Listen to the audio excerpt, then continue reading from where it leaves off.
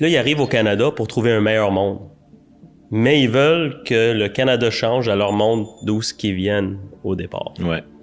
Puis c'est là où que moi j'ai un petit problème avec ça, parce que si ça fonctionnait de ta façon, tu serais pas venu au Canada aujourd'hui.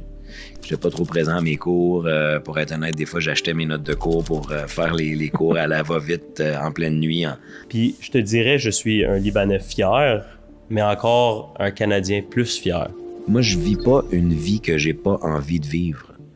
Quand j'ai envie de faire quelque chose, je le fais. Si j'ai pas envie de faire quelque chose, je le fais pas. Souvent, je vois qu'à Gatineau, on a de la misère à vouloir propulser d'autres. Notre fils avait une malformation cardiaque. Et que sa naissance était... Son décès était presque certain. C'était comme je m'attendais une conversation authentique, comme que je les souhaite à la table sans filtre. Du taf, pas du show. Sur le terrain pendant qu'il parle, je construis pendant qu'il rame. Build my circle like a fortress strong. All the real ones stay for long. La confiance se gagne lorsque les promesses se tiennent. Oh, c'est loyal, loyal. Risk, dream big, hustle every day. We ain't stopping till we lead the way. 5e épisode de La Table sans filtre. Aujourd'hui, on a quelqu'un que je trouve hyper authentique et j'ai hâte de vous le faire connaître pour ceux qui ne le connaissent pas. Donc, je te laisse te présenter. Wassim, je te laisse te présenter toi-même. Ben, Wassim Aboutanos, je suis auteur, compositeur, interprète, en affaires aussi depuis une quinzaine d'années, Libanais d'origine, père de 3 enfants, et puis maintenant Gatinois, Québécois, évidemment. Ben, pour ceux qui ne te connaissent pas, pour les auditeurs, je t'inviterais un peu de nous faire connaître un peu ton parcours d'origine libanais, entrepreneur. On peut-tu un peu apprendre à te connaître? Oui. Moi, je suis né à Gatineau, dans le Cheval-Blanc, donc ici, là, sortie boulevard Lorrain, boulevard Aéroport. Dans le vieux Gat. Dans le vieux Gat, là. Un Gat très, très... tu sais, je veux dire, dans notre école primaire, on était vraiment les seuls Libanais à ce moment-là. Puis moi, je me suis jamais posé de questions. Est-ce que j'étais comme, tu sais, mon meilleur ami, c'était Alexandre et Mathieu. On jouait au hockey dans la rue, comme tout le monde. J'étais très bon d'ailleurs au hockey de rue. Fait que on a fait nos affaires, puis on a grandi tranquillement, pas vite. Évidemment, après, ben, école secondaire, c'est les premières séparations d'amitié, où là, peut-être que moi, mon frère était déjà au collège Saint-Alexandre. Fait que moi, je suis allé à Saint-Alex tout naturellement. Même chose, mais étant donné que l'école était un peu plus grande, moi, j'étais très, très, très intégré, je suis très, très québécois. Fait que mes amis, il n'y avait rien qui avait changé. Je jouais au soccer. J'étais le seul Libanais dans l'équipe de soccer à ce moment-là, dans mon équipe à Saint-Alex. J'ai fait mes petites affaires. Je te parle juste de mon parcours académique. Je suis allé après ça à l'école Nouvelle-Frontière, mais au collégial. Ce que les gens ne savent pas des fois, c'est que le collège Saint-Alexandre a démarré le collège préuniversitaire Saint-Alexandre. Ça a duré 2-3 ans, puis ils se sont séparés. C'est ce qui a créé le collège Nouvelle-Frontière. Ensuite, Nouvelle-Frontière collégiale a créé le secondaire pour avoir une vache à lait, comme on dit. Fait que moi, je suis allé au collège Nouvelle-Frontière, après ça, d'aller, toujours en soccer, avant d'aller en droit à l'Université d'Ottawa. Fait que j'ai fait mon université en droit. Mais pendant que j'étais en droit, j'étais vraiment, on m'appelait l'étudiant fantôme un peu, là. J'étais pas trop présent à mes cours. Pour être honnête, des fois, j'achetais mes notes de cours pour faire les cours à la va-vite en pleine nuit, en nuit d'insomnie chez nous. Tu faisais des deals. Exact. Je faisais des deals déjà à ce moment-là. Donc, on voit ce qui est le côté libanais. Là. Toujours. Je pense que je me rappelle pas quand est-ce que c'est arrivé. Moi, j'y crois vraiment que c'est comme un héritage, là, de ce désir de marchander constamment, parce que depuis que je suis jeune, je suis un marchandeur. Toujours, j'étais président de mon école primaire, j'étais président de mon école secondaire, j'ai été président de mon cégep à l'Université d'Ottawa. Ben là, c'est ça, j'étais étudiant en droit, mais j'ai démarré une entreprise qui vend et qui loue des appareils électroménagers aux développeurs immobiliers. En parallèle, j'étais très impliqué dans le milieu du soccer. Puis j'ai fait mes papiers pour être entraîneur de haut niveau. Puis j'ai eu l'opportunité d'être responsable d'un sport-études dans l'est du Québec, donc de l'Apocatière aux îles de la Madeleine. Ça, là, tu passes par Rivière-du-Loup, Rimouski, Gaspé, et de la Madeleine. C'est un très, très grand territoire. Mais quand tu as l'occasion comme entraîneur d'avoir ce poste-là, c'est très prisé. Puis ma femme est rimousquoise, ma conjointe, elle vient de Rimouski. Donc, dès que mon entreprise a été capable de rouler tout seul, je mets des guillemets, moi, j'ai décidé d'aller vivre 2 ans à Rimouski pour vivre de ma passion, pour vivre du soccer. Première fois où j'ai fait, pas la première fois, mais à chaque fois que j'ai eu envie de faire quelque chose, je l'ai fait. T'sais, dans ma vie, je me suis pas posé plus de questions. J'ai envie de le faire, je le fais. Donc, Rimouski.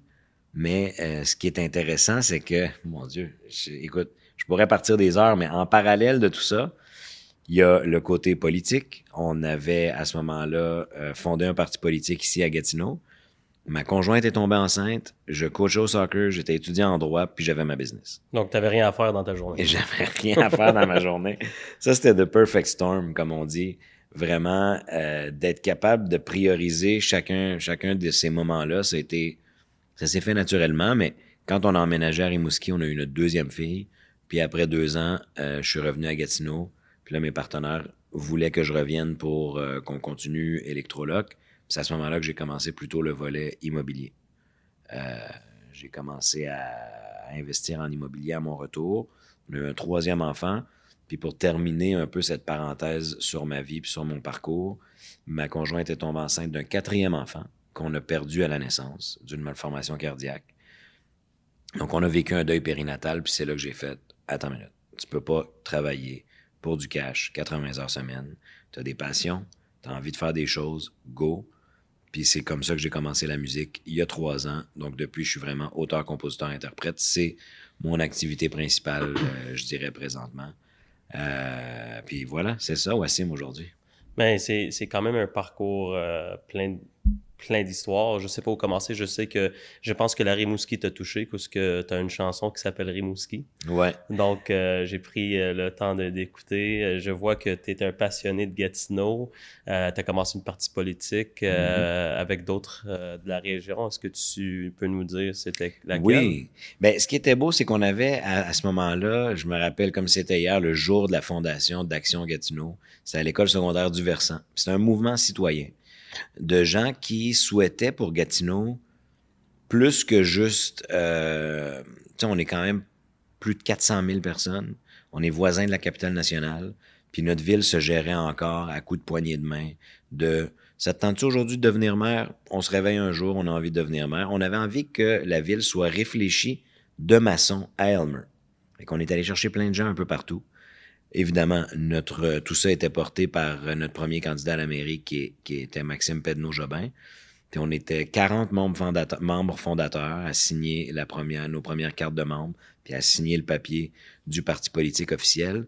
Mais l'idée, c'était vraiment qu'on ait un mouvement citoyen, puis qu'on soit capable de réfléchir notre ville plus que juste des bulles à chaque 4 ans avec 2-3 personnes. Vraiment des gens de partout à travers la ville, connectés au territoire, qui réfléchissent la ville sur plusieurs années, puis sur le grand territoire qu'on avait. Fait que moi, j'ai été embarqué là-dedans parce que je me suis toujours impliqué en politique. Comme je disais, président de mon école primaire, président de mon école secondaire, donc, tu sais, commission jeunesse à la ville de Gatineau. J'ai été vraiment... D'ailleurs, là, tu me poses la question, puis je sais même pas qu'est-ce qui a fait que je me suis toujours impliqué comme ça, mais j'ai toujours eu l'urgence d'avoir un impact sur les gens dans mon entourage. Fait qu'Action Gatineau, pour moi, c'était comme une évidence. On allait, pour la première fois, essayer de gérer une ville en gang. C'était exceptionnel, tu sais. Mais ça s'est fait comme ça. Qu'est-ce qui est intéressant, c'est, tu sais, on peut faire une petite parenthèse politique, comme tu as un très bon background, comme je peux comprendre, mais dernièrement, on entend dans les nouvelles, Wassim, je sais pas c'est quoi ton opinion, mais on a un problème d'immigration. Moi, mes parents, c'est des immigrants qui sont arrivés du Liban. Puis moi, je trouve que le problème, c'est pas quand tu as un problème d'immigration, mais plus quand tu as un problème d'intégration. Moi, je suis quelqu'un qui est pro l'immigration, parce que ça apporte la richesse d'une culture. Puis en plus, le Canada est bâti sur des cultures mélangées. Puis pour moi, c'est ça qui va faire vraiment propulser une ville, une province, un pays. Mais je vois que dernièrement, moi, où ce que j'ai un problème, c'est qu'il y a beaucoup d'immigrants qui arrivent au Canada, mais qui sont pas capables de s'intégrer, qui veulent pas s'intégrer aux cultures québécoises, canadiennes. Puis on les voit maintenant, je pense, plus avec les médias sociaux, donc on les voit crier, puis des situations qui se passent dans l'international qui ne touchent pas vraiment ici. Puis où ce que j'ai de la misère, c'est que souvent on voit qu'on quitte nos pays, parce que nos pays ont moins d'opportunités ou des problèmes politiques, ou nomme-les, là, les raisons. Puis nos parents, ils cherchent une opportunité pour leurs enfants, des études, etc. Donc, ils ont choisi le Canada. Puis là, ils arrivent au Canada pour trouver un meilleur monde. Mais ils veulent que le Canada change à leur monde d'où ce qu'ils viennent au départ. Ouais. Puis c'est là où que moi j'ai un petit problème avec ça, parce que si ça fonctionnait de ta façon, tu serais pas venu au Canada aujourd'hui. Puis le Canada, c'est un pays qui va accueillir tout le monde, puis qui veut créer l'opportunité pour tout le monde. Ouais. Puis je te dirais, je suis un Libanais fier, mais encore un Canadien plus fier. Je me rappelle la première fois que j'étais allé au Liban, puis je voyais le drapeau canadien, l'ambassade je disais à des membres de famille, je suis comme ça, c'est mon pays. Ah, ouais, j'avais des frissons, là, tu sais. Puis pour moi, l'armée canadienne, moi, j'étais un vendu pour le Canada. Un Canadien. Un die-hard Canadien. Écoute, on va avoir des bonnes discussions. Moi, je suis un vendu pour le Québec. Ouais. Fait qu'on est... Mais tu sais quoi? J'ai commencé à travailler au Québec en 2011. Puis je parlais pas beaucoup français. Puis c'est pas... je suis allé à l'école francophone, mais j'avais de la misère à parler en français. Oui. Mais quand je suis venu au Québec, j'ai réalisé que si tu parles pas en français, tu vas avoir de la misère. Ben oui, absolument. Puis tant mieux, je vais le dire, parce que ça veut dire qu'on protège notre langue. Bon, je vais prendre ta question.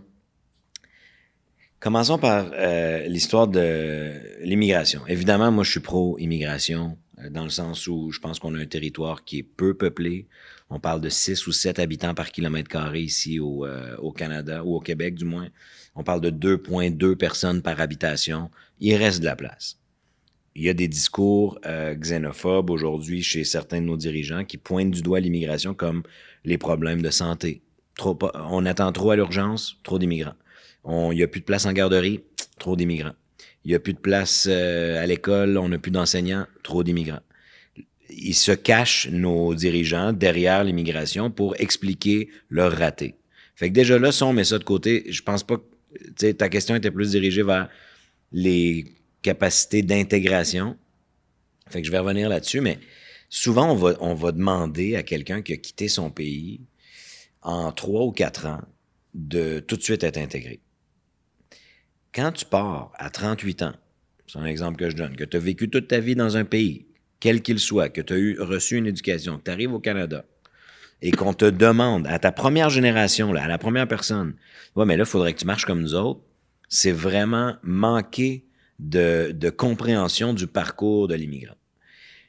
Moi, j'aime plutôt qu'on voit l'immigration sur plusieurs générations. T'en es un excellent exemple. Tes parents ont immigré, sont partis du Liban, sont arrivés ici. Mes parents sont partis du Liban, sont arrivés ici. Je pense que si on leur demande à eux, peut-être qu'aujourd'hui, ils vont nous dire que leur pays, c'est le Canada, mais fort probablement qu'une première génération va dire « Moi, je suis Libanais. Jina lahon, on est venu ici. Bas nahna libnaniye, nous sommes Libanais. » Regarde déjà, deuxième génération, investi en affaires, chiffre d'affaires que je veux même pas nommer, mais tu pourrais nous le dire, je sais pas ça ressemble à quoi chez Taxi Loyal, t'embauches, tu disais 250 personnes dans la région, tu parles français, tu es un partenaire privilégié de la Société de transport de l'Outaouais. Si tes parents se sont mal intégrés dans les premières années, est-ce que c'est un problème quand on regarde la deuxième génération? Moi, je répète toujours que mes parents parlent et écrivent l'arabe. Moi, je le parle, mais je ne l'écris pas. Mes filles le comprennent, mais ne le parlent pas. Leurs enfants, il va se passer quoi? Fait que l'intégration, parlons-en sur 60 ans. N'en parlons pas sur 5 ans, sur 10 ans, sur 1 an. On veut, le gouvernement, la dernière fois, je l'entendais dire, dans les 6 premiers mois, il faudrait qu'on apprenne à parler français. T'amènes un Polonais, t'amènes quelqu'un qui arrive de Kiev, puis tu lui dis, dans 1 an, il faut que tu parles français, mais ça va pas. Ça va pas la tête. Tu sais, c'est pour ça que j'ai beaucoup, beaucoup de difficultés à parler de « oui, mais vous vous intégrez pas ». Donc, plus qu'on nous lance des pierres, moins on va s'intégrer. Puis d'ailleurs, je finis là-dessus, le pire exemple d'intégration dans l'histoire, c'est Le Québec ou le Canada, on est arrivé ici, on s'est intégré aux valeurs autochtones. Mais non, on les a écrasés. Après ça, les Anglais nous ont conquis. On s'est intégré aux valeurs anglophones, aux valeurs anglo-saxonnes. Mais non, on parle encore français partout au Québec. Ça, je te parle de 200 ans d'histoire. Je te parle pas de comme, disons, 400 ans d'histoire si on parle des Autochtones puis de l'arrivée des premiers colons, mais eux-mêmes, laissez faire ça, l'intégration. Vous vous êtes pas intégré à la terre qui vous a accueilli. Donc là, vous arrivez puis vous me dites à l'Italien qui est arrivé en 1903, intègre-toi. Ben, niaise-moi, là. Excuse-moi, c'est ça mon opinion. Non, mais c'est vraiment fascinant la façon que tu l'abordes, parce que je l'avais pas vu de même, honnêtement. Puis je savais que c'était pour rocker cette question-là. Non, mais l'épisode au complet. Ah oui, à cause que j'aime la façon que tu abordes les choses. Je vais te dire une chose qu'on a en commun. Ma femme est d'origine c'est une Saguenayenne. Ah oui? Puis son père vient de Sherbrooke, mère de Saguenay. Donc une Québécoise pure. Excellent. Donc... je te dirais, mes parents, même chose. Ils écrivent, ils parlent, ils lisent en arabe. Je parle très bien en arabe, mais je suis pas capable d'écrire ni lire. Puis mes filles en parlent. Ils comprennent, mais je pense pas qu'ils parlent. J'essaye de plus fort que je peux pour qu'ils soient capables de le garder. Mais t'as 2 filles? J'ai 2 petites filles. Ouais. Ah cool, j'ai 3 filles. Mais tu vois une autre chose qu'on a en commun. Je pense qu'on va en trouver. Ben oui, sacrifice, ok. Fait qu'on se ressemble pas mal plus que ce qu'on pensait. Mais c'est vraiment difficile de parler avec nos enfants en arabe quand la maman est francophone pure laine, disons. Même si je déteste ce mot-là, pure laine, mais quand la maman est québécoise, c'est très difficile. Ce matin, j'étais au basket avec ma fille, puis quand je suis en solo avec mes enfants, j'essaye de leur parler en arabe le plus possible. Puis j'ai réalisé qu'elle comprenait pas mal tout ce que je lui disais. J'ai eu presque une larme à l'œil, là. Mm-hmm. Je me disais, aïe, Lilia, t'as fait quel chien. C'est incroyable. C'est quoi les noms des 3 petites filles? La plus vieille s'appelle Lilia, la deuxième s'appelle Raphaël, et puis la troisième s'appelle Charlotte, puis notre fils qu'on a perdu à la naissance s'appelle Karim. Fait que c'est le seul qui a un nom arabe. Puis moi, c'est vraiment quand on a décidé que la famille était complétée que j'ai fait « OK, attends une minute ». Toute mon adolescence, j'ai presque rejeté mes origines. Tu sais, moi, j'ai tripé sur les Cowboys fringants, Loco Locas, j'étais souverainiste, j'ai milité au PQ. Tu sais, c'est fou, là. Puis j'étais dans ce discours de « il faut s'intégrer, voyons donc, ça n'a plus de sens, regardez, oubliez notre pays, on est... » Puis aujourd'hui, avec la parentalité, j'ai fait « wow, non, j'ai trop de choses à leur transmettre. » Mais cette culture fait en sorte qui tu es. T'sais, on parlait d'être au départ, tu veux faire des deals, mais ça, pour moi, le côté libanais dans nous, il veut sortir. On veut faire partie de la communauté. On apprécie où ce qu'on est, mais on veut pas oublier d'où ce qu'on vient. D'ailleurs, je pense que je vais t'en faire une bonne. Je pense que tu viens d'origine d'Ablah. Oui, mais mon père est de Ablah, absolument. Ouais, ma mère vient de là. Pour vrai? Ouais. Ben voyons donc. Ouais, on peut continuer. من ben oui, okay. Incroyable. Betjabour. OK, من بيت جبور. Yeah. Fait qu'enت من أبلح إنه من ميلة أمك, c'est incroyable. Mon père, je suis de ton place favorite du Liban. Brmena ou Ashafie? Batroun. Ah, Batroun, oui, c'est vrai que j'ai dit que c'est la plus belle ville. Ah, j'ai fait mes recherches là avant d'arriver. Oui, c'est vrai. C'est juste qu'on a une maison à Bromena, puis ma mère vient d'Achafie, donc j'ai juste pensé Menouine, mais oui, c'est vrai. T'as fait tes recherches, let's go. Batroun, c'est magnifique. Puis je vais aller jusqu'au point, parce qu'on n'a pas eu la réponse, j'aimerais savoir. Ouais. La limonade était mieux chez ton père Najor ou chez Halmi. C'était plutôt chez Naji. Naji, pardon. Ouais, non, il n'y a pas de problème. On a aimé ça chez Naji, c'était bon. C'est un plus petit mahal, mais c'était vraiment délicieux. Tabarouette, c'est bon ça. Ouais. T'es allé combien de fois au Liban? Ouf, plusieurs. On y allait à chaque 2 ou 3 ans, tu sais, donc ça fait peut-être 10 fois maintenant que je suis allé au Liban. Puis moi, je trouve que le plus qu'on est, de plus en plus qu'on est en train de vieillir, le plus qu'on s'attache aux origines. 100%. Moi, je sais qu'au départ, quand j'allais au Liban, c'était comme « Ah, cool ». Tu sais, j'ai pas besoin de dormir à 21h. Exact.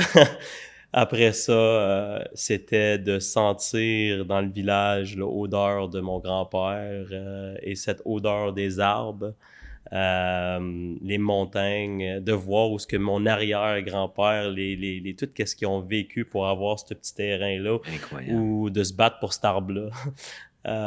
Mon grand-père m'a sorti l'acte de vente du terrain familial à Ablah. Puis la manière que c'est décrit, c'est genre de la roche où s'assoit mon arrière-grand-mère jusqu'à l'arbre avec les deux branches qui pointent vers le nord en passant. C'est fou, tu sais, de voir ça. C'est tellement émouvant. Ouais. Puis là, surtout de transmettre à mes filles. Puis tu sais, nous, on veut pas s'en détacher, mais ici, ils sont très, très heureux d'être confrontés à notre culture parce que moi, aujourd'hui, ma conjointe, toute borlou bioreuse, bazel laureuse, sbeni heureuse, kibit batata. Elle s'est assise des heures et des heures avec ma mère. Elle a appris toutes les recettes qu'elle a aimées et que nous, on aime. Puis 50% de notre alimentation à la maison, c'est de la bouffe que moi, je mangeais quand j'étais plus jeune. Je pense que le plus qu'on se parle, le plus qu'on va réaliser qu'on est en train de vivre deux vies similaires dans une maison différente. Donc, ma femme, c'est la Jaddara, Fasolia Bzet. Elle a même pris un cours en université. Elle est une avocate. Okay. Elle a eu sa maîtrise en droit à l'Université d'Ottawa. Puis elle a décidé de faire un cours supplémentaire en arabe. Donc, ma femme parle du Fusha. Un petit peu, puis elle lit, puis écrit, puis moi, je suis pas capable. C'est incroyable. C'est fou. Puis quand je l'ai apporté 2 fois au Liban à date, puis les 2 fois, elle est en amour avec le Liban. Même, des fois, elle me dit, j'aimerais ça. Elle dit, des fois, je me sens qu'on a perdu un peu nos valeurs au Québec, au Canada. Donc, elle dit, j'aimerais ça apporter nos filles, au moins les premières 10 ans de leur vie, qui apprennent les valeurs du Liban. Puis après ça, on va les ramener ici. Ça, c'est une Québécoise qui est en train de dire ça. Là. C'est pas une Libanaise, ça n'a pas rapport. Si tu le vois, tu vas penser qu'elle est peut-être libanaise. Ah oui? Brunante plutôt, cheveux noirs, c'est ça. Okay. Mais non, puis c'est... Mais c'est sûr que c'est charmant comme pays, puis comme tu dis, c'est nous, on y a pensé, il a passé des étés, les mettre dans des camps de jour. C'est vrai qu'il y a des valeurs là-bas qui sont très, très complémentaires aux valeurs d'ici. Tu sais, moi, je parle plutôt de complémentarité quand on compare les valeurs parce que ici, on est capable de toujours réfléchir à notre structure, à la société. Puis là-bas, on met vraiment la famille puis l'hospitalité au cœur de nos valeurs. Tu sais. Les portes sont toujours ouvertes. Tu passes, t'as faute dans le shop, tu t'assois. Il n'y a pas d'histoire de faut que tu m'appelles, faut que tu m'avises avant de débarquer. En tout cas, on connaît. Moi, je connais même pas le nom de mon voisin. J'habite là depuis 4 ans. Exact. Donc, c'est malheureux, mais c'est la réalité. Je pense que le juste milieu, c'est là ce que tout le monde vise. Mm-hmm. C'est difficile à le trouver, mais le plus qu'on trouve un juste milieu à tout, une balance dans la vie, une balance de travail, ça n'existe pas. Mais le plus qu'on s'approche vers des balances, le plus qu'on trouve que l'équilibre fait un bonheur dans toute situation, que ce soit dans ton couple, ton travail, avec tes enfants, balancer tes origines, puis qui tu es aujourd'hui, puis où est-ce que tu es venu au monde. Je trouve que c'est vraiment... c'est incroyable. Vraiment. Mais c'est le fun, là, le plus qu'on se parle. Ben oui, est-ce que tu as sorti un album ou quoi? C'est-tu la prochaine? Non, c'est une blague, mais... Non, c'est pas vrai. Ben ouais, c'est ça. Ben, tout mon prochain album est là-dessus, sur le caractère immigrant de ma vie. Donc, j'ai vraiment une chanson qui va être un hommage à mon père. Mais mon premier titre qui va sortir en janvier s'appelle « Moitié-moitié ». Carrément là-dessus. Il y a une chanson qui est à René, qui est ma grand-mère, Teta René. Donc, tu sais, vraiment des petits morceaux d'immigration parce que oui, c'est un sujet qui est ultra présent dans mon esprit en ce moment puis dans ma manière de voir la vie. Tu sais, que tout ça, c'est une addition. C'est pas est-ce que je suis ci ou est-ce que je suis ça ou est-ce que je suis. Ouais, voilà. Je trouve que ça vient faire qui qu'on est en mode complet. Mm-hmm. Tu sais, c'est pas est-ce que j'appartiens au Liban ou est-ce que j'appartiens au Canada. Je pense je suis qui je suis à cause de tous les parcours, le background, toutes les cultures qui est venu avant, après, dans le passé, présent et demain, fait en sorte qu'on est qui qu'on est. That's it. Donc, des millénaires, là. C'est jusqu'à 7 générations l'héritage des comportements biologiques, tout ça, etc. C'est fou, là. Ouais. Fait que, en tout cas, c'est pour ça que quand on parle d'immigration ici, puis qu'on me dit hey, ça fait 200 ans qu'on est ici, 200 ans, là, c'est une pinotte. Oui, absolument. ça fait 2 fois que tu dis quelque chose, puis je vais me permettre de te le demander, parce que je suis certain que t'es pas le premier, puis malheureusement, tu serais pas le dernier. Mais tu as mentionné que tu as vécu un deuil parental, puis je sais que tu en parles, puis tu es content d'être capable de partager puis aider. J'aimerais ça savoir. Moi, je l'ai pas vécu. Ouais. Comment ça s'est passé, tout ça, comment on l'a Comment ressenti? est-ce que tu es capable, de te relever, continuer avec ta femme? La femme, je sais que c'est là où c'est le plus dur. Absolument. L'homme, il apprend à vivre avec des situations sans que personne le sent. Mais la femme, c'est toute une autre histoire. Donc, si tu permettrais que je te demande cette question, puis sinon, je comprendrais, mais Non, évidemment, le deuil périnatal, c'est vraiment un dossier qui me... Pas un dossier, mais c'est presque une cause. C'est un tabou que j'ai envie qu'on brise. Particulièrement les hommes. Comme tu as dit, nous, on prend sur nous, on baisse la tête puis on avance. En tout cas, c'est un comportement, je vais dire principalement ou typiquement masculin, sans genrer, évidemment. Fait que je trouvais ça intéressant puis très, très nécessaire que j'en parle. Nous, la manière qu'on l'a vécu, c'est qu'on a appris aux 3/4 de la grossesse que notre fils avait une malformation cardiaque. Et que son décès était presque certain. En fait, il était certain, à l'exception du miracle. Puis on avait déjà 3 enfants en santé, où tout allait bien, puis il a fallu prendre une décision. Est-ce qu'on écourte la grossesse pour faciliter l'accouchement ou si on se rend jusqu'au bout? Donc, premier deuil ou première discussion difficile avec ta conjointe, c'est ça. Avant cet événement-là, j'aurais 100% des fois répondu « Mais non, on va se rendre jusqu'au bout, pourquoi pas? » Mais là, si le bébé naît, il va avoir des gros problèmes de santé. L'intervention chirurgicale à cœur ouvert à la naissance était nécessaire. S'il survivait à la première respiration, etc., etc., nous, on a pris la décision de mettre un terme à la grossesse près de 30 semaines. Donc, on accouche. C'est un accouchement, c'est pas un avortement ou un curtage.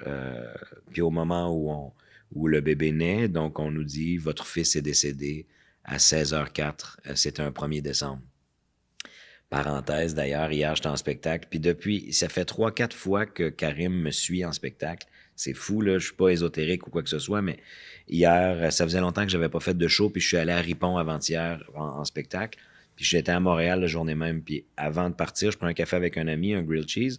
Je vais aller me laver les mains, passer aux toilettes avant de prendre la route. C'est écrit « Demandez le code de la porte au gérant pour aller aux toilettes ». C'est souvent à Montréal, les toilettes sont barrées parce qu'il y a de l'itinérance, des gens qui viennent s'installer là. Je vais demander le code de la porte. C'est pas une clé, c'est un code. Et il me dit « Monsieur, le code, c'est 1201, décembre 01 ». Ça faisait longtemps que j'avais pas fait de show. J'ai senti que Karim était là. En tout cas, c'est une petite parenthèse, puis il y en a 2-3 autres des anecdotes comme ça. Peut-être que je t'en parlerai un peu plus tard. Mais oui, on a perdu notre fils, donc, à la naissance. Et puis, tu sais, c'est de se poser la question, est-ce qu'on aurait pu faire ça différemment? À partir du moment où le médecin nous a rencontrés la 2e fois après l'accouchement, puis il nous a dit, écoutez, vous n'allez pas vivre le deuil à la même vitesse. Ça peut aller très vite pour un, moins vite pour l'autre. Moi, j'ai décidé justement de me concentrer, de passer mon deuil dans la poésie, dans la musique. Ma conjointe, c'est différent. Elle a porté l'enfant. Puis juste là, il y a un contact qui est complètement différent avec la parentalité. À partir du moment où une maman porte l'enfant, elle a 9 mois de plus, elle le crée carrément, elle construit l'enfant dans son ventre. Donc évidemment, le deuil a été beaucoup plus difficile. Il y a une chanson là-dessus qui s'appelle « L'usure de l'amour » sur mon album. Je l'ai écouté au complet. Ouais, bon, tu vois. Puis ça, l'usure de l'amour, beaucoup de couples se reconnaissent là-dedans parce qu'on vit toujours des différences. Mais c'est sûr que celle du deuil de l'enfant, c'est tough. Donc, il nous a dit « Restez à l'écoute l'un de l'autre ». Puis ça a repris, je dirais, 1 an et demi où on n'était pas du tout sur la même longueur d'onde. Ce qui nous a sauvés, c'est notre entourage. C'est mes parents, c'est ses parents, c'est mon frère, son frère. Les gens, dans le premier 3 mois qu'on a perdu Karim, on recevait de la bouffe de nos amis, de la visite. Jess est allé visiter ses amis qui vivaient un peu partout au Québec. Donc, c'est vraiment notre entourage qui nous a sauvés pour qu'une fois qu'on a sorti notre tête de l'eau, elle et moi un peu plus tôt peut-être, mais on a été capable de se retrouver. Puis de pas juste être en mode « va de ton bord, je vais de mon bord ». Pendant que les autres nous soutenaient, au moins, on n'était pas toujours « pourquoi tu le vis encore comme ça? Coudonc, toi, t'as un cœur de pierre. Oui, mais tu peux passer à autre chose. Oui, mais ça se peut pas que tu penses déjà à autre chose. » Tu comprends un peu la game. Donc, c'est vraiment d'être à l'écoute et d'en parler le plus possible. C'est parce qu'on en a parlé que notre famille, nos amis étaient là. Puis on oublie qu'on a tout un entourage. Tu parlais tout à l'heure, on connaît pas le nom de nos voisins. Aujourd'hui, la mobilité, grâce à Taxi Loyal, fait en sorte qu'on peut, fait plaisir, fait en sorte qu'on peut vraiment se voir en Zoom, en Teams. T'as envie de parler à quelqu'un. On oublie qu'on a accès à l'autre. Parlons-nous. Ça nous a sauvés. Donc, la communication est clé. Oui. Puis, comme tu as dit, là, je pense que tout le monde vit des moments de leur propre façon, si je pourrais le dire comme ça. Exactement. Puis, t'as peut-être pas un cœur de pierre, mais peut-être c'est peut-être pas encore le moment pour toi. Mais je trouve que c'est important que, comme je dis, ça fait pas longtemps que je te suis, mais je suis fier de savoir que il y a quelqu'un dans notre région qui a des passions incroyables. Je suis vraiment, je te lève le chapeau d'être capable d'en parler, de l'exprimer. Ce deuil que tu as vécu, c'est pas évident. Puis tu sais, le fait que j'en parle, évidemment, c'est la chanson sur laquelle j'ai eu le plus de témoignages. Il y a beaucoup de gens qui m'écrivent parce qu'ils me voient vocal là-dessus. Fait que le fait d'en parler, quand tu parles, ça ouvre une oreille. On le sent pas, on le sait pas, mais ça fait en sorte que puisque moi je parle de deuil périnatal, ben là il y a d'autres gens qui m'écrivent, me disent hey, moi je l'ai vécu comme ça, comme ça, comme ça. Vous comment vous avez fait? Des amis de partout à travers le monde même qui m'écrivent, on vient de vivre ça. Est-ce que tu es disponible pour un appel? Des fans. J'ai un ami qui l'a vécu un peu plus récemment, qui lui a décidé d'aller au bout de la grossesse, puis qu'il y a eu des interventions à cœur ouvert, puis qui vit ça autrement, qui est parti ailleurs, mais au moins parce qu'il savait que chez moi c'était pas un tabou, on a pu en parler. Puis d'ailleurs, le deuil périnatal, on a une chaire de recherche ici à l'UQO qui se penche beaucoup là-dessus, avec qui je fais des belles activités. Puis ils ont des groupes de soutien, donc il y a des ressources. Fait que c'est pour ça que j'en parle, mais je te remercie pour tes beaux commentaires. J'ai tellement toujours voulu être en connexion avec le monde. Puis tu sais, pendant un certain temps, je cherchais comment être en connexion avec le monde. Là, j'ai trouvé la musique comme canal, mais les sujets, c'est essentiellement ceux qui me tiennent à cœur. J'ai compris qu'il fallait que j'arrête de réfléchir à qu'est-ce que les gens veulent entendre, qu'est-ce que moi je veux dire. Tu veux t'exprimer. Qu'est-ce que toi tu veux exprimer? Exactement. Qu'est-ce qui me touche moi, ça touche les autres, nécessairement. Alors que, ben là, on est dû pour parler de tel sujet. Fait que je vais essayer de... Non. Si ce matin, j'ai envie de parler d'itinérance, parce que j'ai été complètement happé par la première neige, puis de voir les gens dans la rue ou whatever, j'en parle, that's it. Ça rejoint quelqu'un quelque part. Mais je me permets une dernière parenthèse. Comment est-ce que tu as été capable comment tu as géré, toi, personnellement, à l'intérieur, de continuer en tant qu'entrepreneur, 3 petites filles, ta femme, c'est un écosystème que tu as dû jongler, puis d'un homme à un autre. Ouais. Comment est-ce que tu as fait? Écoute. Qu'est-ce qui était des moments difficiles? Je sais que j'ai pris le temps de les écouter, tes vidéos, à cause que c'est des choses qui... J'adore être capable d'apprendre à connaître quelqu'un. Puis j'avais Daniel Fini ici. Oui. Puis Daniel, une personne incroyable, il a dit, tu sais, des fois, l'être humain derrière une caméra est capable de dire beaucoup plus que quand on est en personne. Tout à fait. Donc, c'est bizarre, mais on arrive dans un moment où, des fois, regarder des vidéos, des petits shorts, on apprend à connaître quelqu'un un peu plus que si on serait assis ensemble. Absolument. Puis j'ai eu aussi l'opportunité d'avoir Madame Bellil ici pour une conversation. Puis, tu sais, on parlait des serrées de main, puis le old school way, là, si tu veux le dire comme ça. Ouais. Donc, tu sais, d'être en train de marcher dans l'épicerie. Ouais. puis te faire arrêter, puis dire, puis de recevoir une question, puis Ouais, toi, ouais, t'es en ça train arrive. d'oublier, mais ta petite fille qui répond. Oui, t'as vu, hein, c'est Je les ça. ai toutes écoutées, Ouais, Wassim, ouais, puis ouais. je les ai pas écoutées d'ailleurs, je veux juste dire une chose, pas à cause que je savais qu'on était pour se rencontrer.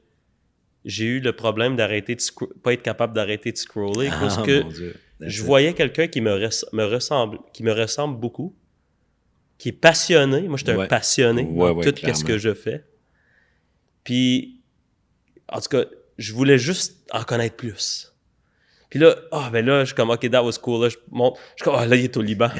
Aïe, aïe, aïe. Ah, puis là- Ceux-là, ils ont été populaires. Ouais, puis tu sais, là, absolument. je suis comme, ben là, je vais écouter tout ça du Liban. Ben oui. Donc, comment tu as été capable de jongler en tant qu'entrepreneur, continuer à avancer tes projets de rêve et être capable de gérer les émotions que tu avais en dedans de toi quand tu recevais une question, puis ta petite fille Elle répondait. elle Quel âge répondait. ont tes enfants? Ma plus vieille a 3 ans, OK.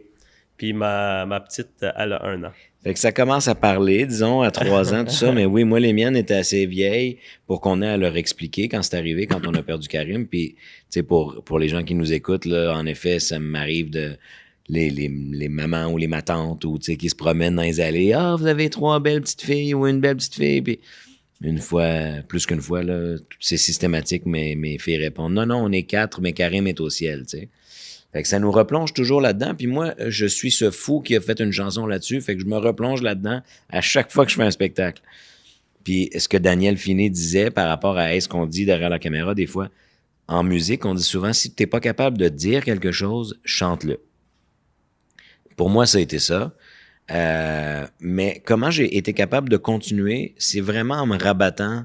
C'est comme ça qu'on a pris notre décision, tu sais. On a pris notre décision sur le fait qu'on avait 3 jeunes filles magnifiques en santé. Fait qu'à tous les jours, je me rapportais à j'ai 3 jeunes filles magnifiques en santé qui ont besoin d'être aimées, qui n'ont pas besoin d'avoir un papa qui leur montre pas qu'il y a de la drive. Moi, je suis beaucoup le papa dans l'exemple et non pas dans le...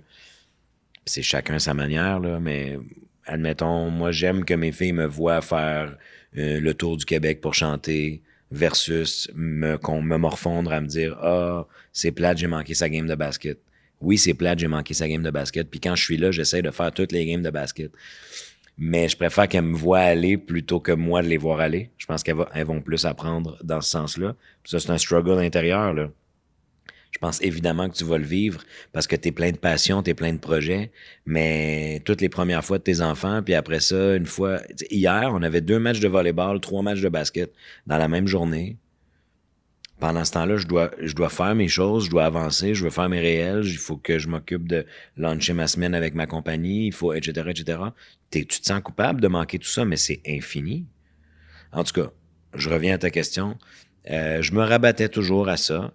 Puis, je dis une phrase dans ma chanson Karim qui est vraiment importante, c'est « Alors, où que tu sois dans l'univers, j'espère, je te lance cette prière, j'espère que tu vas être fier de ton père. » Fait que c'est aussi de mettre dans sa position puis de me dire « Karim, il aurait voulu avoir un père comment? » Puis il aurait voulu avoir un père battant, motivé, plein d'ambition, passionné.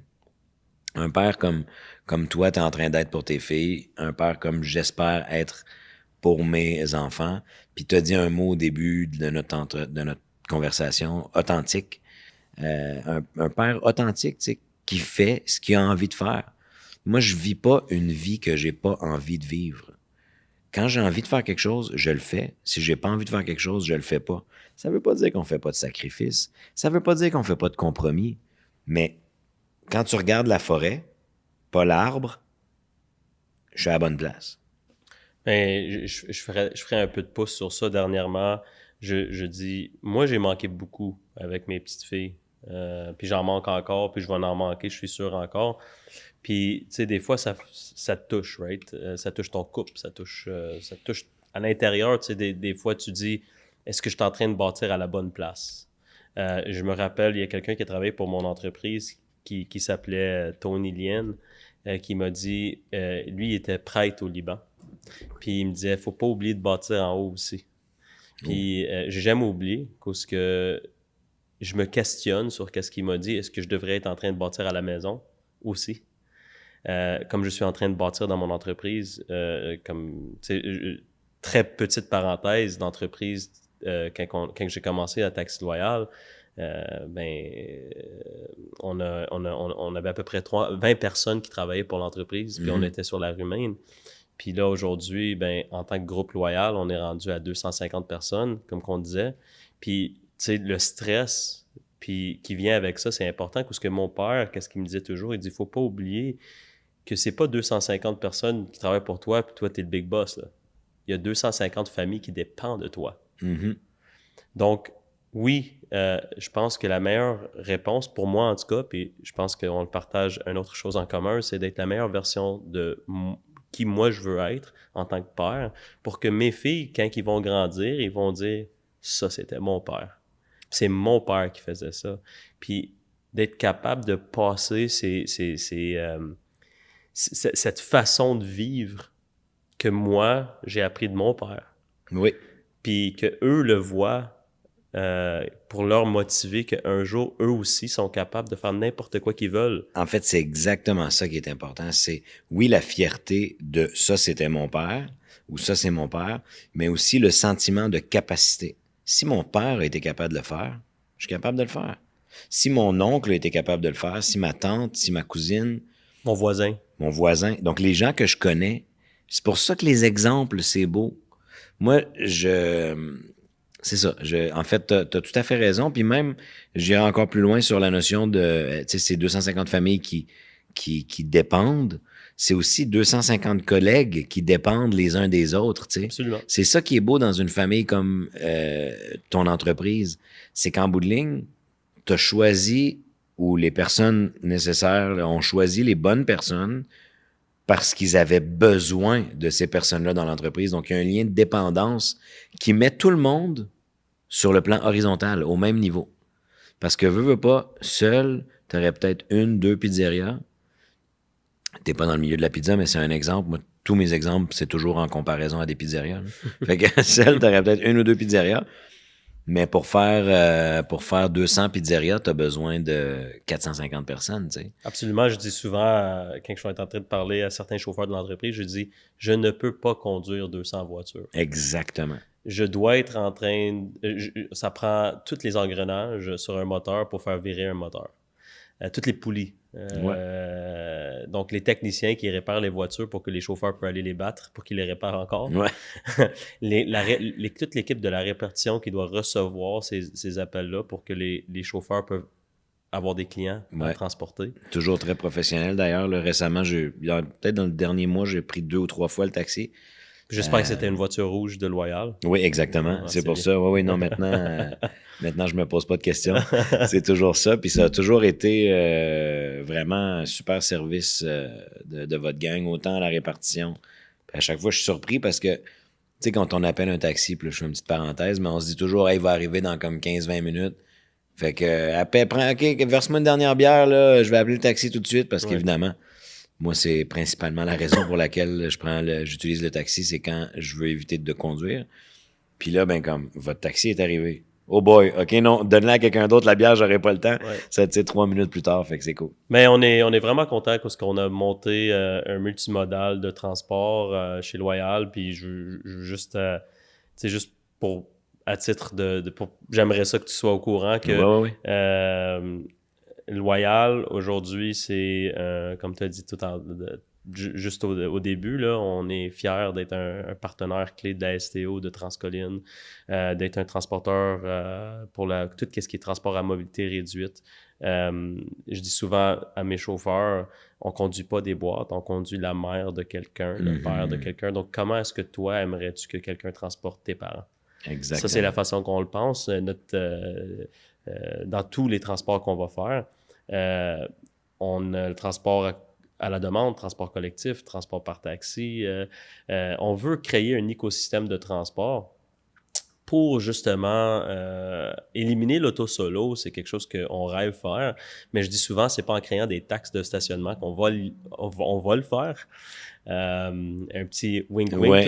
Oui. Bon, on pourra en parler, des taxes de stationnement. Mais sérieux, c'est juste très petite parenthèse, mais créer un taxe mais pas augmenter l'offre, la demande reste Ouais. la même. Le problème, c'est quand ton offre est déjà déficitaire. Tu as besoin de créer une taxe pour combler un certain déficit. Mais je vais me permettre, elle est il y a un déficit dans ton offre à l'heure actuelle à cause que tu n'es pas prêt à t'asseoir avec les acteurs clés pour revoir l'ensemble de ton offre.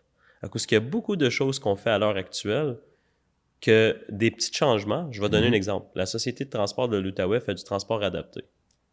Ils faisaient ça avec des minibus. Ils étaient très contents. D'ailleurs, le service était bon, tout était bien. Arrivé l'industrie du taxi, nous, on le fait moins cher. Top ponctualité du Québec. La STO est loyale. On a une moyenne de 97% de taux de ponctualité. C'est le record du Québec. Tout à l'honneur de la STO et d'être capable de dire ça, c'est la hauteur de la barre qu'on veut. Puis c'est à vous de savoir comment arriver là. Puis nous, on a compris, puis on l'a fait. Mon père m'aurait dit, ils sont partis où les 3%? Là? Comment ça, juste 97? Non, c'est pas vrai. Mais tu sais quoi? Il y a du monde au conseil de la STO qui vont demander pourquoi on n'est pas à 100%. Incroyable. Je dis des fois, on a des tempêtes de neige. Des fois. Ouais. Mais tu sais... Non, mais je comprends on ce que tu veux économise dire. au-dessus de 30% sur un déplacement fait par un véhicule de loyal versus un minibus. Donc là, aujourd'hui, on fait un virement important vers les véhicules de loyal, meilleur service, service ponctuel, le 1 sur 1000 de plaintes, on le respecte à 100%. Les clients sont moins bouleversés dans des voitures plus personnalisées. Ouais. Donc, puis on a économisé 30%, puis ils ont fait le virement. Donc, ils ont remis 30% de l'argent dans leur coffre. Ouais. Parce qu'ils ont été capables de s'asseoir avec une industrie comme la nôtre, faire des intégrations, faire des changements.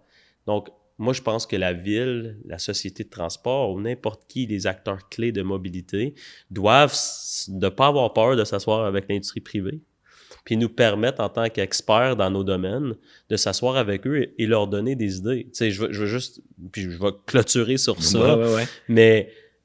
On a le Rapibus, c'est une des corridors le plus incroyable au Québec. Il n'y a pas une autre ville qui a un corridor comme celui qu'on a, mais qui est mal utilisé. Les voitures de loyal n'ont pas le droit d'aller sur le Rapibus. Donc, on a toute une rue pour juste à 30 X minutes nombre de passages. qui va passer le truc. Complètement inutile. Ouais. Ça, c'est une chose. Donc, moi, si demain matin, j'annonce que c'est du taxi partage que je veux faire de cheval blanc, puis je ramasse 4 personnes pour t'amener au centre-ville pour 5$. Tu souhaiterais pouvoir utiliser. Oui, parce que ça prend 2 variables, je te disais tantôt, l'argent puis le temps. Absolument. Je te sauve de l'argent, mais si je suis pris sur la 50 comme tout le monde, puis ça me prend quand même 1h30 pour arriver au centre-ville, j'ai pas mis plus de temps dans ta vie. Tout à fait. Donc, tu vas dire, regarde, je vais payer 20$ de stationnement, je vais m'asseoir dans mon char puis je vais faire mon 1h30 de trafic. Donc ça, c'est un problème. Donc ça, voilà, je viens de te donner un quick fix. Ouais. Non, tout à fait. Une deuxième chose, c'est, on voit que les corridors, une fois qu'on arrive, le monde appelle des taxis loyaux. Donc... Au bout du corridor pour faire le dernier kilomètre. Ça te dit quelque chose. Moi, en tant que citoyen, j'ai un transfert gratuit pour aller chez nous. Mais je suis prêt à payer 10 à 15$ un taxi. Ça dit quelque chose. Ça parle fort. Donc, je pense que s'asseoir avec l'industrie privée, c'est quelque chose qui serait important à faire. Je pense, tu sais, je veux dire, là, c'en est un exemple qui a été fait. Donc, on l'a démontré que c'est faisable, que les gens sont prêts à s'asseoir. Puis, on a une situation particulière à Ottawa-Gatineau. Il y a la ville de Gatineau, la ville d'Ottawa, le gouvernement du Québec, le gouvernement de l'Ontario, puis le gouvernement fédéral qui doivent s'entendre avant de faire un mouvement. C'est nulle part ailleurs au Canada que c'est comme ça. Tu veux faire quelque chose, tu veux changer quelque chose à Trois-Rivières, ben tu as la ville de Trois-Rivières, le gouvernement du Québec.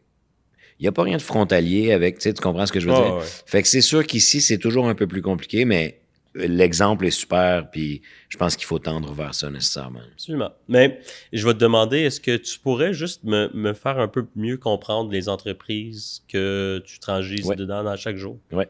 Donc, la colonne vertébrale, c'est une entreprise qui s'appelle Electroloc. On loue des appareils électroménagers aux développeurs immobiliers. Okay. Ce qui s'est passé, c'est que durant mon parcours étudiant en droit, j'ai acheté mon premier immeuble. Puis la première locataire qui est arrivée m'a dit « Wassim, j'aimerais ça avoir des électroménagers. » C'est une fille qui venait de l'Ontario. En Ontario, l'électroménager est un bien qu'on considère immeuble. Il fait partie de la bâtisse comme la peinture, les planchers, les fenêtres. Tu peux pas déménager avec.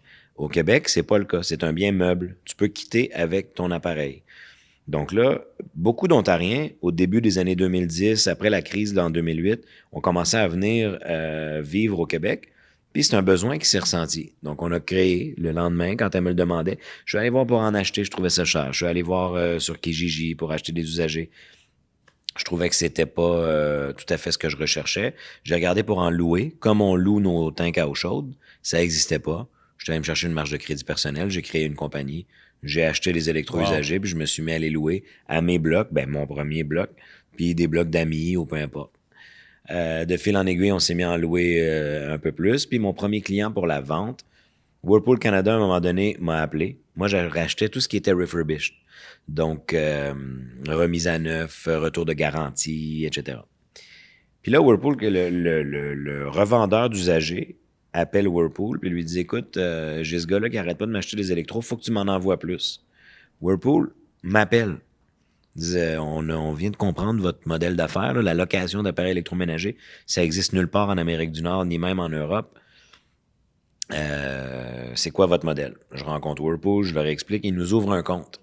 Mais à partir du moment où tu ouvres un compte dans un manufacturier, ben là, tu as toutes les listes de prix pour la vente aussi. Puis j'ai gagné le contrat du groupe FA au Oui 1.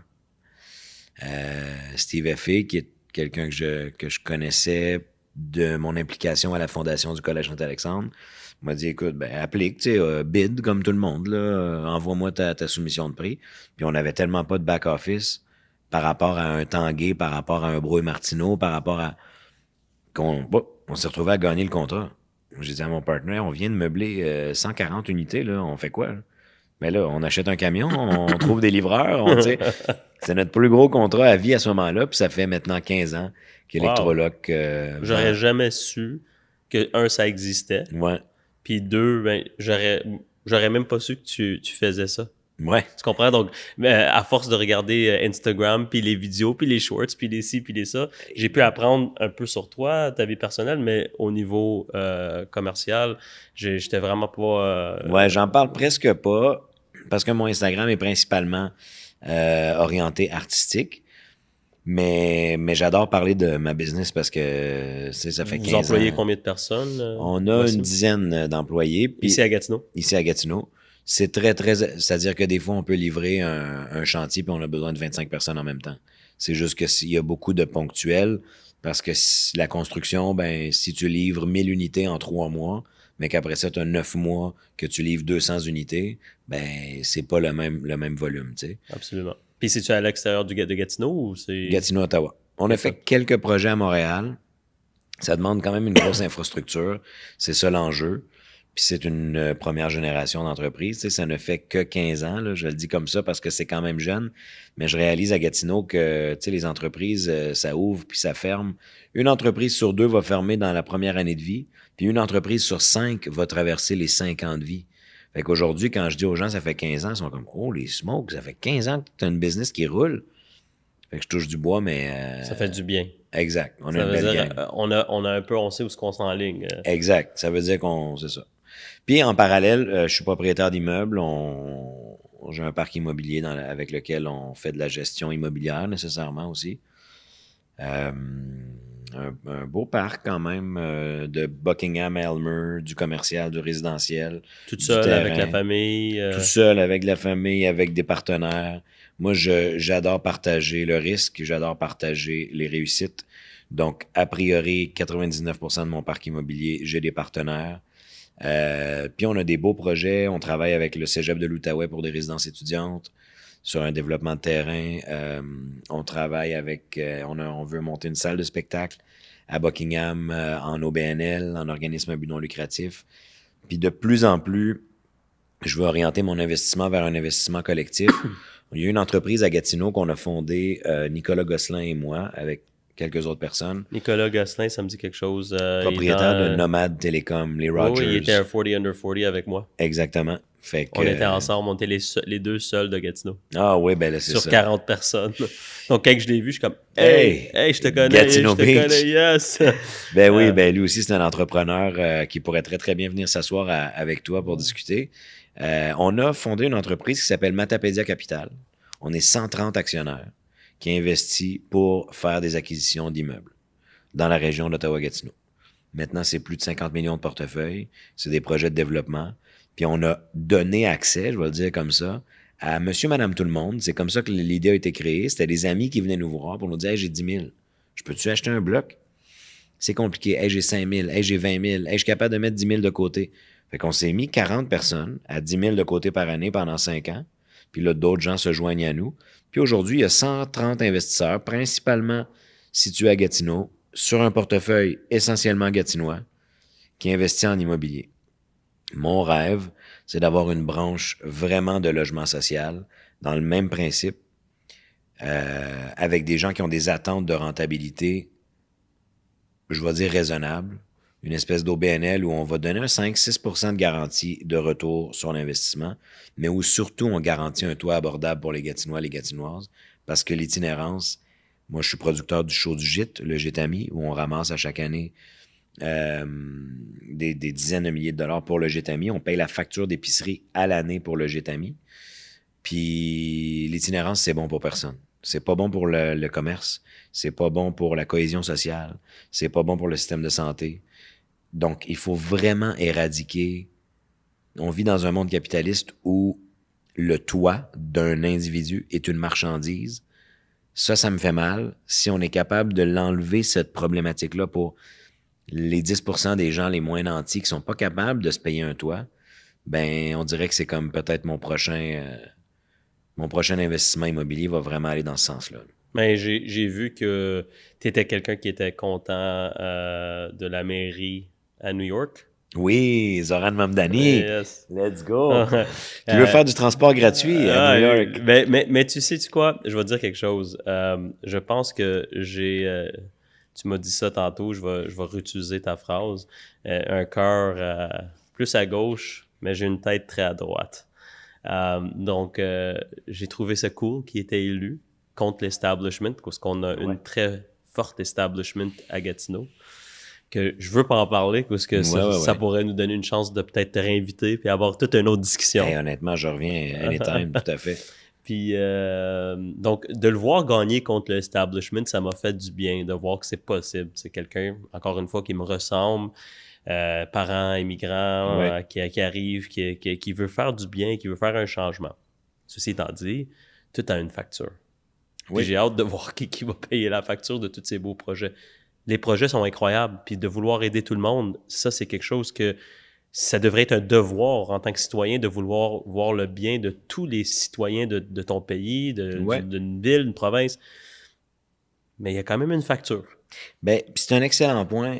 Zoran Mamdani, en effet, je pense que c'en a un autre que le cœur à gauche, la tête à droite. Puis je vais dire la tête à droite parce qu'il a été capable de faire parler son cœur comme les gens de la droite parleraient à la population. Notre ami Donald Trump, là, qui n'est pas notre ami, mais peu importe, parce qu'on ne le connaît pas personnellement, il a promis une baisse de la facture d'épicerie à tout le monde. Comme les gens de la gauche souhaitent le faire. Mais lui, au moins, il a utilisé les termes pour faire comprendre, pour faire parler la gauche à un plus grand nombre de la population, puis à faire comprendre que c'est pas un pelleteux de nuages. Comme tu dis, tout a un coût. Je reprends l'exemple de l'itinérance. C'est quoi le coût d'avoir des gens dans la rue? On pense au coût que ça prendrait pour enlever l'itinérance à Gatineau. Mais on pense pas au coût que l'itinérance génère. Même chose pour le transport collectif. On pense au coût d'une infrastructure de tramway, mais il y a personne qui pense au coût de toutes nos routes pour avoir des automobilistes individuels dans leurs véhicules. Mais je peux aller plus loin, je peux te dire... On pense pas au coût. J'ai appris dernièrement, je suis assez chanceux, que je travaille avec Luco. Oui.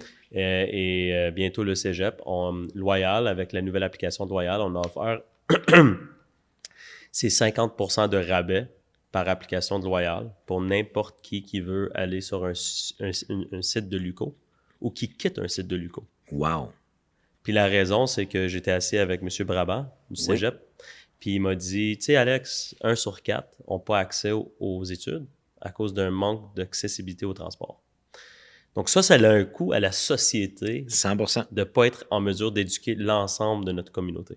Exactement. C'est pour ça que j'ai décidé de lancer un rabais important à l'ensemble des communautés des étudiants pour que je peux justement aider à enlever cette barrière-là. Parce que je pense que le coût de payer ou aider le transport est inférieur au coût d'avoir Au revenu potentiel. Ah non, oui, au coût, excuse. Ouais, je te laisse compléter. Oui, au coût, le fait d'avoir des étudiants, des citoyens qui n'ont pas d'études. Exactement. Pour moi, que tout le monde ait l'opportunité, que ça soit il y a tellement de beaux projets, Moisson, Outaouais et autres. Donc, il y a tellement, on voudrait tous les attaquer, Ben oui. ces problèmes-là, parce que, tu sais, dans le fin fond du cœur, on veut le bien pour tout le monde, même ceux qu'on connaît pas. Ben, exactement. Puis c'est la grosse différence, j'ai trouvé, peut-être par rapport à certaines discussions que tu as pu avoir ou la manière que tu m'as approché. On s'en venait pas juste se dire « Hey, comment t'as fait pour ramasser le plus de cash possible? » C'est pas ça qui est important. C'est comment t'as fait pour faire profiter le maximum de gens possible de ton cash. Pas de ton argent à toi personnel, mais de ta force de frappe dans ton entreprise. Puis moi, tu sais, tantôt en arrivant, je te disais hey, « j'ai des projets pour toi ». Un peu le même principe. Il y a beaucoup de gens qui n'ont pas accès à la culture à cause des enjeux de déplacement, qui sont pas capables d'aller voir un spectacle à cause d'un enjeu de déplacement. Puis j'irai encore plus loin. On est en train de développer dans nos portefeuilles immobiliers ce que moi j'appelle la passe mobilité. C'est-à-dire que on n'a jamais chiffré ça coûte combien avoir une case de stationnement extérieur à air libre. Alors que normalement, on devrait dire, écoute, tu as ton appart, si tu veux une case de stationnement extérieur, c'est 75 pièces de plus par mois. Je veux m'asseoir avec la STO. Tu veux une passe de la STO, elle va être intégrée à ton bail. Ça va être 75 pièces par mois. Tu veux t'asseoir avec Communauto, on va s'organiser. Fait que là, tu veux lequel? Tu veux l'application Loyal? On va te créer un compte. Puis dans mes 100, 200, 300, 500 locataires, ils vont choisir la passe mobilité qu'ils veulent. Tu veux ton stationnement de vélo intérieur, stationnement extérieur, passe Loyal, passe STO, Communauto, 3 sur 4, 6 sur 4, puis on va intégrer la mobilité à l'habitation. Puis la force de frappe des 500 portes va faire en sorte que ça va donner accès parce qu'on va pouvoir avoir des prix beaucoup plus avantageux. Absolument. Fait que ce que tu as fait à Luco, on est capable de le faire sur des plus gros pôles, sur une tour d'habitation, tu sais. Fait que moi, c'est mon prochain cheval de bataille, tout ce qui est logement. Puis qui dit logement, dit déplacement. Parce que c'est un dortoir. On dort à un endroit, mais après ça, il faut aller travailler, il faut aller étudier. Je vais te donner une amaliya hissabiyya. Ouais, je t'écoute. Il y a quelqu'un, sans nommer l'entrepreneur, c'est un entrepreneur très reconnu dans la région qui a bâti énormément de bâtisses. Puis il y avait des stationnements en dessous de la bâtisse, sous terre. Puis il m'a dit, exemple Alex, j'ai sauvé, ça me coûte, exemple, 6 millions par étage. Fallait que je mette 5 étages. J'en ai mis 4. Puis j'ai bâti. Puis j'ai dit à la ville, tu veux que je la redescends à bâtisse après? Je paierai l'amende puis on passera à d'autres choses. Aïe, aïe, aïe. Puis là, j'ai dit, mais comment? Il dit, Alex, il dit leur mission, c'est d'enlever des voitures. J'ai éliminé un plancher sous terre pour mettre, exemple, 50 voitures. Donc, j'ai fait qu'est-ce qu'ils veulent. Puis j'ai sauvé 6 millions. Donc, j'ai dit, si je t'engagerais loyal, puis je te mettrais un chauffeur à 50 000 par année, ça prendrait combien d'années avant que je repaye ce 6 millions-là? Ouais. Donc, tu sais, c'est juste de réfléchir puis Absolument. repenser autrement et faire des choses autrement, comme je disais tout à l'heure, qui peut complètement changer la donne. Tout à fait. Tout à fait. Puis il y a, en fait, il faut exactement le réfléchir parce qu'une voiture qui est utilisée 46 minutes par jour à déplacer un individu ou une voiture qui est utilisée 10 heures par jour à déplacer 120 individus, ben la rentabilité n'est même plus à faire, tu sais. Mais je vais faire du pouce sur ça. J'ai rencontré Madame Craig Saint-Louis. Est-ce que tu connais? Une conseillère. Je la connais, je la trouve extraordinaire. C'est une passionnée. Absolument. Très compétente. Très, très, très, mais très compétente. compétente. Oui. Puis on parlait justement, puis on disait l'électrification des véhicules. Puis je dis, ben, des compagnies comme les nôtres, on aimerait ça, mais il n'y a personne qui veut des voitures électriques parce que ça prend trop de temps, il n'y a pas d'infrastructure. On attend un chauffeur qui reçoit un transport qui s'en va à Charville et il a besoin de suite son tout de énergie, suite son ouais. énergie pour bouger. Donc, je dis, mais si on aurait de l'appui de la ville, puis on pourrait faire quelque chose pour les entrepreneurs, pour leur encourager de faire cette virement-là vers des voitures électriques, j'ai dit, on enlèverait 5 voitures. Puis, c'était une conversation qu'on a eue qu'elle a déclenchée. Puis, on a dit, une voiture de Loyal fait en moyenne 100 000 km par année. Wow. Donc, une voiture d'un citoyen ordinaire va faire 20 000, 15-20 000. Donc, en électrifiant une voiture de Loyal, tu en as enlevé 5. Donc, c'est juste des perspectives, puis peut-être de te revoir. C'est ça quand on disait, si l'offre est en déficit, c'est à cause que peut-être il faudrait juste revoir comment que l'offre doit être... Et déployée. Non, Exactement. absolument, tout à fait. Puis je pense que les gens qui sont en place actuellement sont prêts à ouvrir toutes ces portes-là parce que, tu sais, quand on est acculé au pied du mur, c'est là qu'on est le plus créatif. Quand on n'a pas le choix maintenant. On n'a pas le choix. Ouais. Fait que c'est ça qui est intéressant dans la situation de crise actuelle qu'on vit partout à travers le monde. Wassim, je te demanderais une autre petite question pour les auditeurs qui vont nous écouter. Si tu aurais un conseil à donner, si quelqu'un là, il serait en train de t'écouter, là, puis tu regardais, puis tu étais assis avec quelqu'un que tu connais pas, c'est quoi le conseil le plus important que tu donnerais pour quelqu'un qui veut se lancer en tant qu'entrepreneur dans la région de l'Outaouais? Oh boy. OK. Alors, le conseil, c'est niaiseux, hein, parce que c'est une question classique à laquelle j'étais quand même pas préparé. Donc, peut-être pas si classique que ça. Mais si j'ai un conseil à donner pour réussir en affaires, disons,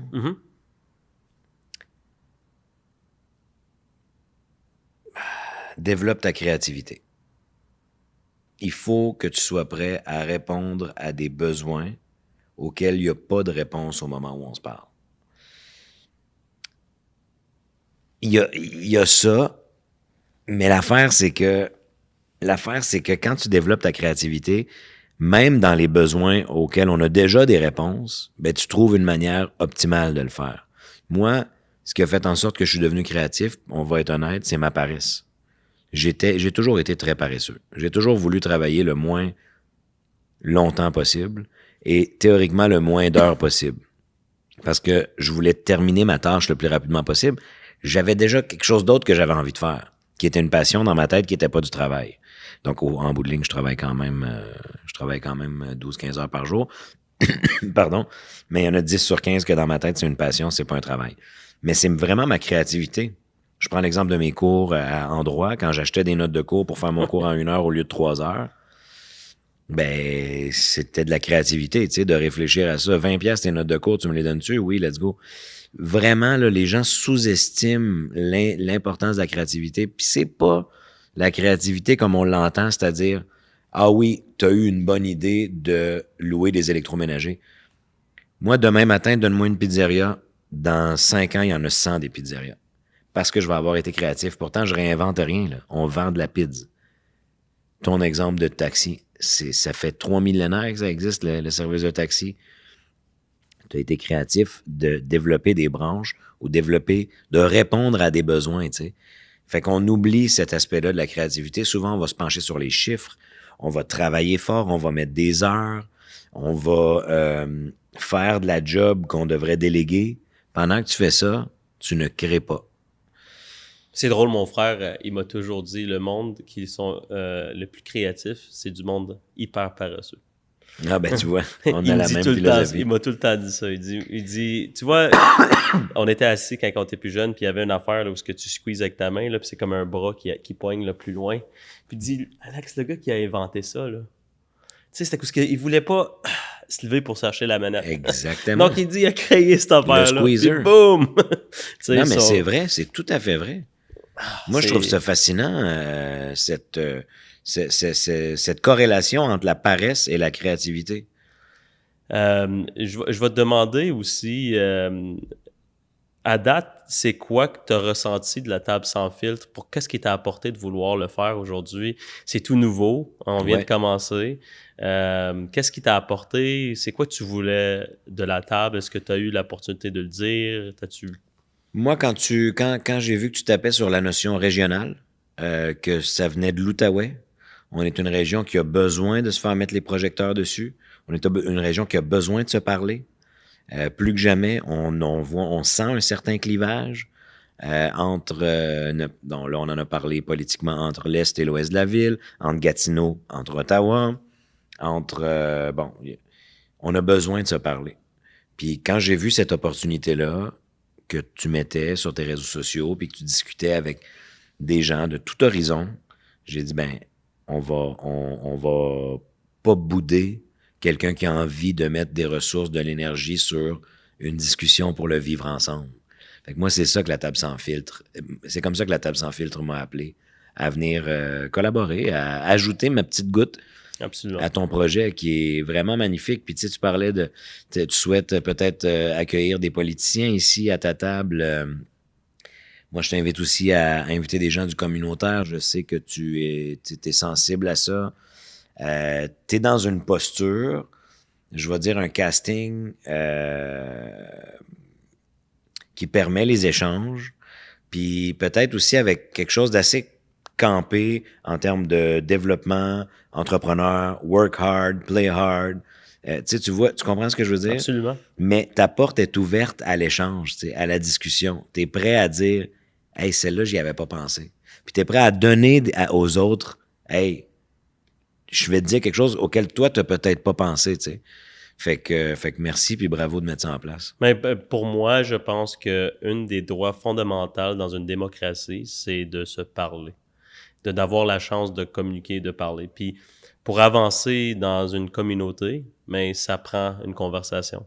Puis j'apprécie beaucoup que tu dis ça, parce que pour moi, à la base, c'est être capable de connecter toutes sortes de personnes avec toutes sortes d'idées différentes, comme qu'on vient de parler du transport ou du politique ou l'intégration. Tu sais, on a dit beaucoup de choses aujourd'hui que peut-être quelqu'un d'autre va nous écouter puis dire « Hey, ça vient d'allumer dans ma tête. » Puis qu'est-ce qu'il a dit? Ça va venir m'aider à moi de corriger ou d'avancer ou de propulser le progrès dans ce que je suis en train de faire. C'est quoi ma mission?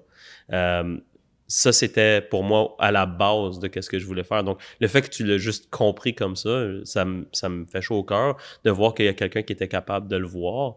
Et souvent, je vois qu'à Gatineau, on a de la misère à vouloir propulser d'autres. Oui, absolument. Donc, le fait, tu as dit ça aussi, de dire, il y a quelqu'un, puis c'est régional, puis tu sais, ça n'existe pas. Puis le fait qu'il a commencé quelque chose, puis il nous donne une plateforme de se parler, on va le supporter, c'est vraiment exactement l'objectif de la table sans filtre. Let's go.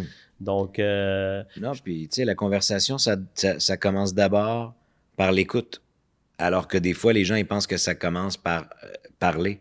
Puis toi, en créant ton truc, c'est te dire « Salut, j'attends pour... Venez, je veux vous écouter. » C'était pas « Venez, laissez-moi parler. » Même si c'est une discussion. Oui, absolument.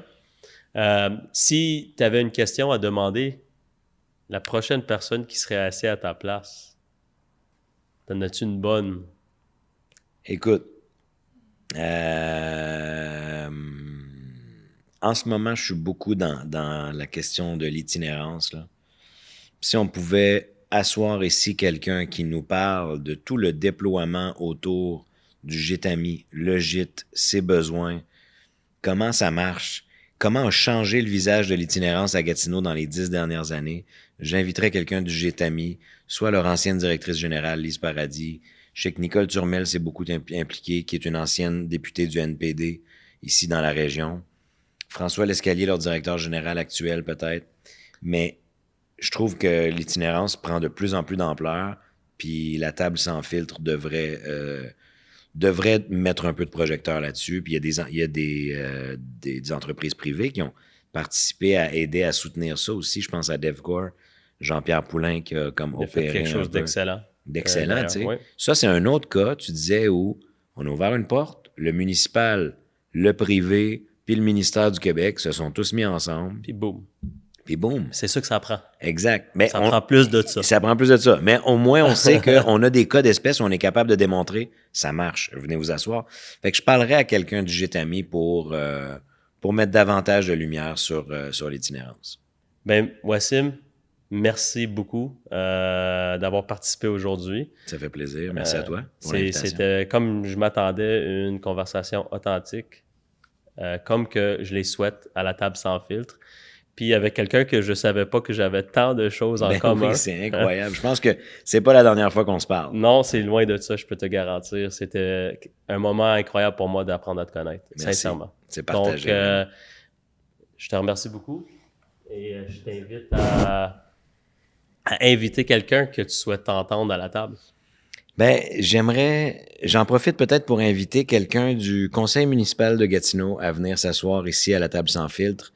J'inviterai la conseillère de Carrefour de l'Hôpital, Catherine Craig-Saint-Louis, à venir discuter avec toi, Alex. Ça va être tout un plaisir. Merci, Wassim. Fait plaisir, à bientôt.